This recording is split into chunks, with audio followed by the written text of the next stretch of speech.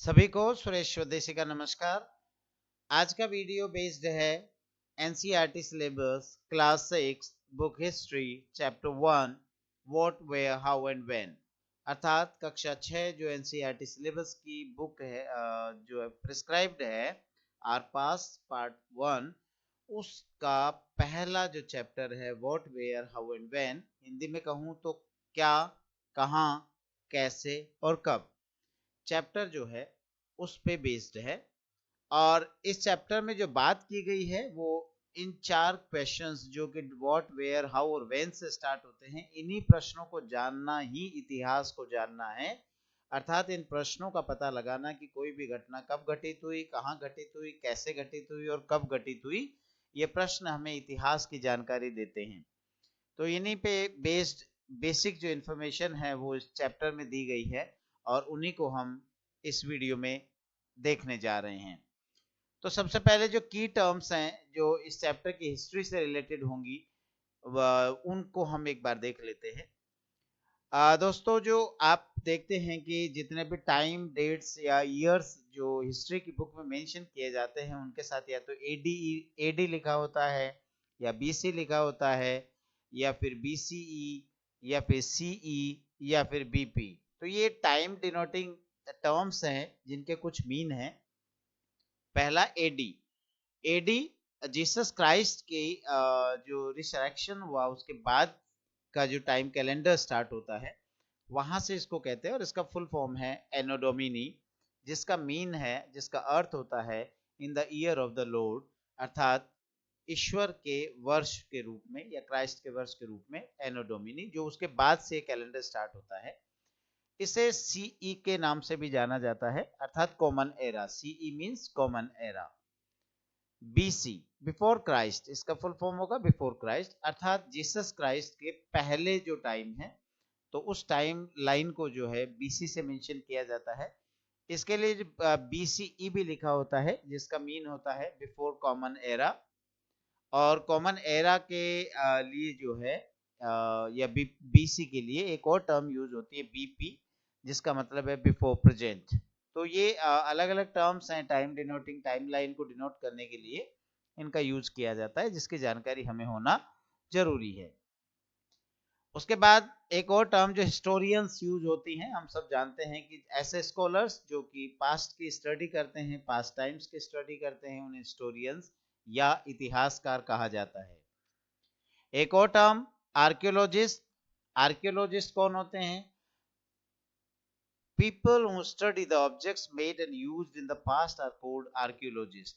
भूतकाल में, past times में, एंशियंट टाइम्स में जो चीजें बनाई गई, जो सामान बनाए गए, जो ऑब्जेक्ट्स बनाए गए, उनको या यूज किए गए, उनको स्टडी करने वाले जो लोग हैं उन्हें आर्कियोलॉजिस्ट कहा जाता है। एक और टर्म जो इस चैप्टर में यूज हुई है वो है स्किल्ड गेदरर्स। गेदरर्स यहाँ फूड गेदरर्स से मतलब है। तो फूड गेदरर्स, हम सब जानते हैं कि जो अर्ली ह्यूमंस थे, आदि मानव थे, वो बेसिकली हंटर्स या फूड गेदरर्स ही थे। वो फूड प्रोड्यूसर्स नहीं थे, खाद्य उत्पादक नहीं थे, वो केवल खाद्य संग्राहक थे। तो यहाँ पर उन्हीं की बात की गई है, लेकिन यहाँ पर एक एडजेक्टिव उनके साथ जुड़ा हुआ है, वो है स्किल्ड, अर्थात ऐसे गेदरर्स जो कि कुशल थे, स्किल्ड थे, ट्रेंड थे। The people who gathered their food, उनको गेदरर्स कहा गया। They have lived on the banks of the Narmada for several 100,000 years. कई साल, कई सैकड़ों हजारों साल तक वो नर्मदा जो नदी है भारत के जो मध्य में बहती है लगभग, वहां उसके किनारों के ये रहे हैं। उन्हें यहाँ स्किल्ड गैदरर्स के रूप में संबोधित किया गया है, एड्रेस किया गया है। एक्सकेवेशन, एक्सकेवेशन खुदाई या खनन। The process of digging under the surface of the earth in order to find old objects is called excavation. पुराने चीजों को जानने के लिए, पुराने सभ्यताओं को खोजने के लिए जो अर्थ की सरफेस की डिगिंग की जाती है, इसे ही खनन या एक्सकेवेशन कहा जाता है। इंस्क्रिप्शंस, इंस्क्रिप्शंस जो हैं वो लिखावट होती है या कुछ वाक्य या कुछ लेख लिखे होते हैं, लेकिन ये बात इतनी सी की है कि हार्ड सरफेस है, जैसे कि स्टोन या मेटल पे ये खुदे होते हैं और मैन्युस्क्रिप्ट्स के रूप में लिखे जाते हैं, तो इन्हें इंस्क्रिप्शंस कहा जाता है। Manuscripts, books, that were written long ago by hand or palm leaf और manuscripts किसे कहते हैं, सॉरी यहाँ नई टर्म है ये manuscripts। तो manuscripts किसे कहा जाता है? मैन्युस्क्रिप्ट्स वो बुक्स हैं जो बहुत समय पहले लिखी गई, वो हाथ से लिखी हुई किताबें हैं, हस्तलिखित या पांडुलिपियां जिनको कहा जाता है। ये या तो पाम लीफ या लीव्स पे लिखी गई थी, पाम की पत्तियों पे, या फिर जो है बर्च पेड़ की छाल की ऊपर लिखे हुए थे। इन्हें ही मैन्युस्क्रिप्ट्स का या पांडुलिपियां कहा जाता है। ट्रिब्यूटरीज भी एक टर्म यूज हुई है इस चैप्टर में, वो है सहायक नदियां, अर्थात जो मेजर रिवर्स है, जो बड़ी रिवर्स हैं, लार्जर रिवर्स हैं, उनमें बहुत सारी छोटी छोटी रिवर्स, स्मॉल रिवर्स या स्ट्रीम्स जो होते हैं वो अपना पानी ला करके ड्रेन करते हैं, डाल देते हैं, उन्हें उस मेन रिवर की ट्रिब्यूटरीज या सहायक नदियों के नाम से जाना जाता है। तो ये इसमें चैप्टर में यूज होने वाली मुख्य जो टर्म्स थी। अब इस चैप्टर में किन किन बातों को डिस्कस किया गया है, की फैक्ट्स कौन कौन से हैं, महत्वपूर्ण तथ्य क्या क्या बात की गई है, वो हम देख लेते हैं।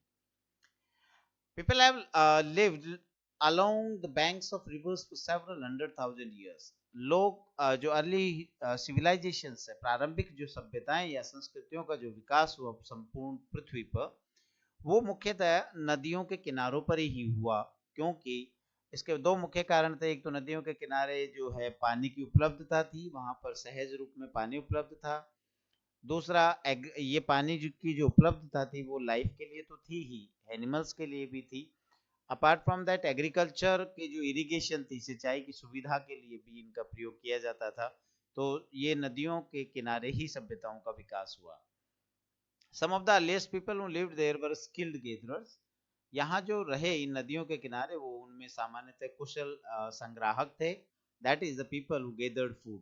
तो हम बात कर चुके हैं कि गेदरर्स कौन है, जो कि फूड गेदरिंग का काम करते थे। They hunted animals even। वो यहाँ तक कि हंटर्स भी थे, जो कि जानवरों का शिकार करते थे। People have lived on the banks of the Narmada for several thousand years। The earliest of them were skilled gatherers। ये रिपीटिशन हो गया, सॉरी। जो फूड गैदरिंग का काम कर रहे थे। Near Sulaiman and Kirthar hills in present day Pakistan, crops like wheat and barley were first grown 8,000 years ago।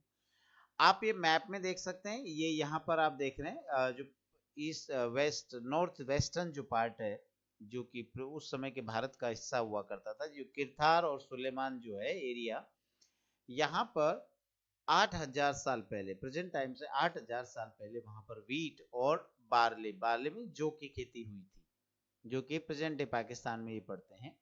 People also began rearing animals like sheep, goat and cattle. इनका भी जो है रियरिंग का काम स्टार्ट हुआ।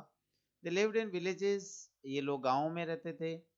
Rice was first grown in the north of the Vindhyas. और rice की जो खेती हुई वो सबसे पहले विंध्याज जो है, विंध्याचल जो पर्वत श्रृंखला है, ये आप देख सकते हैं भारत के मध्य में, ये यहाँ पर है, नर्मदा नदी से ठीक ऊपर विंध्य, और विंध्य के नॉर्थ में चावल की खेती पहली बार हुई, जो कि लगभग 4,700 वर्ष पहले की बात है।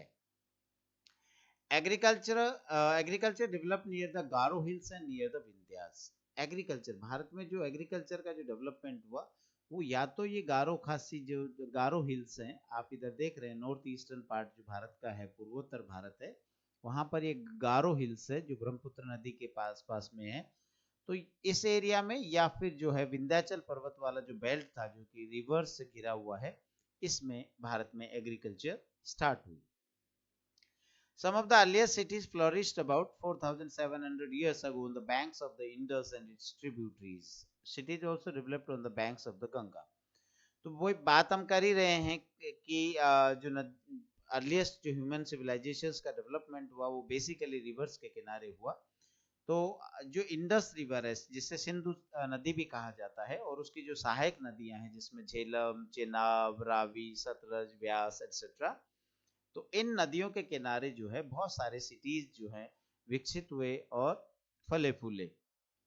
इसके अलावा गंगा रिवर जो थी, उसकी भी जो ट्रिब्यूटरीज और वो उसकी जो बेल्ट थे, किनारे थे, उनके किनारे भी बहुत सारे नगरों का विकास हुआ। People travelled from one place to another and interacted with each other, thus sharing ideas. This has enriched our culture। पुराने टाइम में लोग जो है एक स्थान से दूसरे स्थान पे यात्राएं करते थे और एक दूसरे के साथ मिलते जुलते, जिससे कि उनके आइडियाज की शेयरिंग हुई और इस तरीके से हमारी जो सभ्यता है वो एनरिच हुई। यहाँ पर मैं आपको बता दूं कि ये जो आप रिवर, यहाँ से रिवर लाइन देख रहे हैं, ये वाली जो कि ये इंडस रिवर है और इसकी ये झेलम, चिनाब, रावी, ब्यास और सतलुज इसकी ट्रिब्यूटरीज हैं, सहायक नदियां हैं। Names of the land, land से मीन्स यहाँ इंडिया से हैं, तो भारत भूमि का नामकरण कैसे हुआ उसके बारे में कुछ basic information. Two names India and Bharat are use for our country, हमारे देश के लिए इंडिया या भारत दो शब्द यूज होते हैं। The word India comes from the Indus called Sindhu in Sanskrit, ये इंडिया जो नाम भारत को पड़ा वो इंडस रिवर के नाम पे पड़ा और इंडस को ही संस्कृत में सिंधु नदी के नाम से जाना जाता है। The Iranians and the Greeks who came through the northwest about 2005 years ago and were familiar with the Indus called it the Hindos or the Indos, and the land to the east of the river was called India. लगभग 2500 साल पहले जो Iranians और Greeks Bharat में आए और उन्होंने भारत पे अटैक किया और भारत को इन्वेड करके वो यहीं रच बस गए थे, तो उस समय जो वो लोग आए तो वो इंडस रिवर से फेमिलियर थे, परिचित थे, और उन्होंने ही इस रीजन को जो है हिंडोस या फिर इंडोस का नाम दिया और ये आगे चल करके इंडिया के नाम से पॉपुलर हो गई। The name Bharat was used for a group of people who lived in the northwest and who are mentioned in the Rig Veda, the earliest composition in the Sanskrit, dated about 3005 years ago. Later it was used for the country. Bharat नाम जो है वो एक लोगों का ऐसे समूह को दिया गया था जो कि नॉर्थ वेस्ट में रहते थे, और ये जो भारत का सबसे प्राचीन, विश्व का सबसे प्राचीन ग्रंथ माना जाता है ऋग्वेद, उसमें लिखा हुआ था, उसमें इसका वर्णन किया हुआ है, और ये बाद में जो है ये हमारे देश के लिए यही शब्द भारत जो है वो प्रयुक्त किया जाने लगा। Archaeologist have also found inscriptions, archaeologist हम बात कर ही चुके हैं कि जो एंशिएंट थिंग्स, ऑब्जेक्ट्स पाए गए उनको जो स्टडी करने का काम करते हैं वो आर्कियोलॉजिस्ट हैं। तो उन्होंने बहुत सारे ऐसे इंस्क्रिप्शंस, अभिलेख जो कि राइटिंग में हार्ड सरफेसेस पे, स्टोन या मेटल के सरफेसेस पे खुदाए गए हैं, उनको मिले हैं and they were used for various purposes, इनको जो है कई पर्पसेस से लिखे गए हैं और उनका प्रयोग किया गया था। The people who study objects made and used in the past are called archaeologists, ये हम definition बात कर ही चुके हैं। They explore and excavate to find old objects, ये जो archaeologist होते हैं ये प्राचीन जो चीजें हैं उनको खुदाई करके, एक्सकेवेट करके, एक्सप्लोर करके उनका पता लगाते हैं और उनको स्टडी करते हैं। They also look for bones of living beings to find what people ate, और वो जो लिविंग बीइंग्स हैं जो कि उनकी बोन्स वगैरह को भी तलाशते हैं और ये पता लगाते हैं कि वो लोग क्या खाते थे, जो पुराने लोग रहे वो क्या उनका भोजन क्या था, वो खाने में किन चीजों का प्रयोग करते थे। The people who study the past are historians, हम बात कर चुके हैं कि जो लोग पुराने इतिहास को पढ़ते हैं, भूतकाल के बारे में जो अध्ययन करते हैं, उन्हें हिस्टोरियंस या इतिहासकार कहा जाता है। They look for information found from manuscripts and inscriptions which they call source। ये लोग क्या करते हैं, मैन्युस्क्रिप्ट यानी पांडुलिपियों या अभिलेखों, इंस्क्रिप्शन से जो जानकारियां मिलती है उसको स्टडी करते हैं और इन्हें ये सोर्स के रूप में या इतिहास के स्रोत के रूप में जानते हैं। People also began rearing animals, हम बात कर ही चुके हैं कि वो जो like sheep, goat and cattle जो है उन्होंने रियरिंग करना स्टार्ट किया था। The places where rice was grown were situated in the North Vindhyas, ये भी हम बात कर चुके हैं कि विंध्याचल पर्वत का जो उत्तरी भाग है वहां पर सबसे पहले चावल की खेती की गई थी।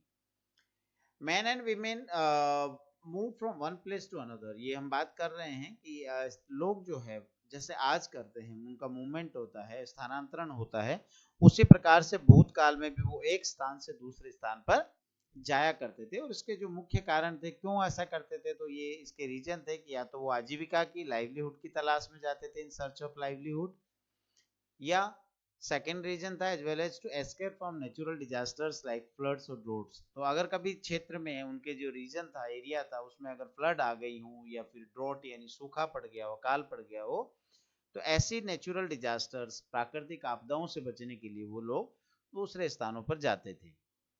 एक और कारण था उनके जाने का, वो था कि वो व्यापार के लिए जाते थे या फिर आर्मीज के रूप में जाते थे दूसरे क्षेत्रों को जीतने के लिए। तो ये सब कारण थे उनके आवागमन के। People have shared new ways of carving stones, composing music and even cooking food over several hundreds of years. बहुत सारे सालों में जो है लोगों ने, जब उनका एक दूसरे के साथ कल्चरल एक्सचेंज हुआ, आदान प्रदान हुआ, सांस्कृतिक आदान प्रदान, अर्थात वो जब एक दूसरे से मिले तो उन्होंने अपने आइडियाज, अपनी कल्चर्स वो शेयर की, और इसी की वजह से वो नए नए तरीके स्टोन को कार्व करने के, नया म्यूजिक बनाने का, खाना पकाने के तरीके उनके काफी बदल गए। Old books called manuscripts were usually written on palm leaf or the bark of the birch tree. They are helpful in revealing our past. हमारे भूतकाल के बारे में जो जानकारी हमें मिलती है वो जनरली या तो बुक से लिखती है, बुक से मिलती है, और इन बुक्स को, जो पुरानी बुक्स है, ओल्ड बुक्स है, एंशियंट बुक्स है, उन्हें मैन्यूस्क्रिप्ट्स के नाम से जाना जाता है, पांडुलिपियां। और ये हमेशा हैंड रिटन होती थी। और लिखा किस पर जाता था? ये या तो पाम लीफ या फिर जो बर्च ट्री होता है, हिमालयन रीजन में पाया जाता है, उसकी छाल पे लिखे होते थे। एक आपके सामने इमेज है, इस इमेज में आप देख सकते हैं कि ये एक पाम ट्री की लीफ पे लिखा हुआ जो है इंस्क्रिप्शन है, मैन्युस्क्रिप्ट है, सॉरी इंस्क्रिप्शन नहीं, मैन्युस्क्रिप्ट है। इंस्क्रिप्शंस थे जो कि हार्ड सरफेसेस पे, जैसे स्टोन या मेटल पे लिखे होते थे, अभिलेख जिन्हें हिंदी में कहा जाता है। और ये आप देख पा रहे हैं यहाँ लिखा हुआ, इस पे खुदाई करके इसको लिखा जाता था। आर्कियोलॉजिस्ट जो हैं वो पुरानी बिल्डिंग्स जो कि स्टोन या ब्रिक्स की बनी हुई हैं, पेंटिंग्स हैं, स्कल्पचर यानी स्थापत्य कला की जो वस्तुएं हैं, उनका अध्ययन करते हैं और पास्ट हिस्ट्री, भूतकालीन इतिहास के बारे में जानकारियां कलेक्ट करते हैं। They also explore and excavate to find tools, weapons, pots, pans, ornaments and coins. ये लोग पुराने औजारों, उपकरणों, वेपन्स हथियारों, पोट्स यानी बर्तनों, पांस कढ़ाइयाँ, ऑर्नामेंट्स आभूषण, कोइंस यानी सिक्के, इनको भी तलाशते हैं, खोजते हैं, और उन पे जो कुछ लिखा होता है या उन पे कुछ बना होता है, इमेजेस बनी होती है, उनसे वो उस समय के इतिहास की जानकारियां इकट्ठा करने की कोशिश करते हैं। Archaeologists also look for the bones of animals, birds and fishes in order to find out what people ate in the past. Archaeologist जो हैं वो एनिमल्स जो हैं, बर्ड्स हैं, फिशेज, इनकी बोन्स को भी स्टडी करते हैं, उनको भी तलाशने का कोशिश करते हैं, ताकि लोगों की जो पुरानी खाद्य आदतें थी या क्या खाया जाता था उसका जानकारी इकट्ठा कर सके। All dates before the birth of Christ are counted backwards. ये हम बात कर चुके हैं BCE और BC की। जो ईसा मसीह या जीसस क्राइस्ट से पहले का जो टाइम है उसे BC, बिफोर क्राइस्ट, या बिफोर कॉमन एरा के नाम से जाना जाता है। Inscriptions had been engraved on hard surfaces several hundred years ago. और इंस्क्रिप्शंस खोदे गए, उनको सख्त जो हार्ड सरफेसेस थी, मेटल या स्टोन की, उन पे खोद के लिखा गया। All inscriptions contain both scripts and language. इन जो सरफेसेस में जो एनग्रेविंग हुई, खुदाई करके जो लिखा गया, उनमें या तो कोई ना कोई स्क्रिप्ट फॉलो हुई है या कोई लैंग्वेज फॉलो निश्चित रूप से हुई है। ये जो लैंग्वेजेस है, these languages have changed with the passage of time. समय के साथ ये जो लैंग्वेजेस थी वो बदल गई हैं, आज वो उस फॉर्मेट में नहीं है, द प्रोसेस। लेकिन वो सिंबल्स जो उस समय यूज हुए, वो लैंग्वेज के जो लेटर्स वगैरह यूज हुए, उनको कैसे समझा जाए, प्रेजेंट टाइम की लैंग्वेज से कैसे जोड़ा जाए, तो ये जो प्रोसेस होता है इस पुरानी भाषाओं को समझने का, उसे डेसिफरमेंट कहा जाता है। और यहाँ पर आप इस इमेज में देख सकते हैं कि ये कुछ पुराने सिंबल्स हैं जो कि यूज किए गए थे लिखने के लिए। सम अदर फैक्ट्स, कुछ और भी बातें इस चैप्टर में डिस्कस हुई है, वो ये है कि एग्रीकल्चर की शुरुआत लगभग 8000 वर्ष आज से, वर्तमान समय से लगभग 8000 वर्ष पहले हुई। और पहली जो सिटीज हम देख पा रहे हैं वो लगभग 4700 साल पहले की सिटीज हैं। मगधा किंगडम का भी इसमें वर्ड डिस्क्रिप्शन हुआ है। और ये मगधा का जो मगध एम्पायर था, मगध साम्राज्य जो हुआ भारत में, ये मौर्य काल से, और मौर्य काल से भी पहले से था, जिसमें हर्यक वंश, शिशुनाग वंश और ये काफी महत्वपूर्ण रहे। और जो 16 महाजनपदों की हम बात कर रहे हैं, उन 16 महाजनपदों में एक मगध महाजनपद था, जो कि वर्तमान बिहार जो राज्य है उसी के अंतर्गत आता था।